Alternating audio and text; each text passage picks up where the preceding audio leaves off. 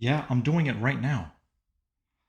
Love you too. Hey everyone, that was Nobody. And today I'm reviewing Young Thug's new album, Business is Business. This is Young Thug's first record since being incarcerated over a year ago. So with the continuing chaos of legal issues for Thugger and YSL, he still found a way to communicate to his people and have this album released. Coincidentally, a week after Gunna's album. So with all this drama playing out, as his legal counsel, I would advise that he play it safe, which is essentially what he does here in terms of the content matter. Nothing that really directly mentions what he's going through currently. The project feels and sounds like a bunch of unreleased songs that he recorded from the studio, from the vault, like a bunch of B-sides, and the B stands for bangers. Metro Boomin does serve as the executive producer for this album, along with production from Wheezy, Filthy, and more. There is some interesting production choices on here, like the organs on Money on the Dresser, which give it this haunted house type of sound, the weeping guitar strings on Cars Bring Me Out, or the electronic and spacey sounding Hellcat Kenny, or this cinematic underworld type of beat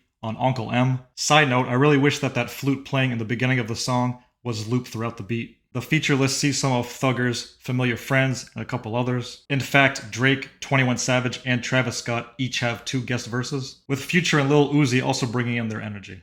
As for Thugger himself, as always, he is trying out new flows and new ways to contort his vocals. So his quirkiness and charisma is still there, but it's not consistent throughout the whole track list. And let's face it, other than Went Through It, there's nothing lyrically to dive into on here. But that's Thugger. So with all the circumstances around this album, it does feel very much thrown together. But as always, Young Thug could still sound energetic and entertaining. So at the very least, there are some bangers and hard hitters to take home with you. And I keep seeing people want to compare this album to Gunna's with all their drama, the snitch stuff, and pending beef. Gunna tries to defend himself on his album, whereas Thugger simply keeps it business as usual. So I would give the slight edge to Thug's album just because it's got stronger highlights. And quite honestly, it's a bit of a mid-off. My favorite songs are Cars Bring Me Out, Uncle M, Oh You Went, and Mad Dog.